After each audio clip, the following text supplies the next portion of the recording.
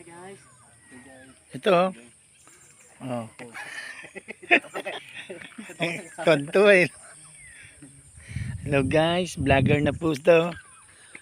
Anong pangalan ng ano mo? Ayun, ganda din oh. Ano, ang panahon. Napapalibutan lang talaga ng katubigan ano.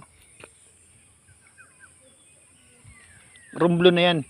Yun, ang rumblong doon. Ito, Quezon Point tapat yan. Ayun, may namamahay doon sa taktok ng bundok na yun oh. Nakakanood kung malandslide ano. Ay, baka nga, ayun. May baka rito mo, di ba? Ganda dito sa lugar niya. Talagang ano ng spot ng ano no.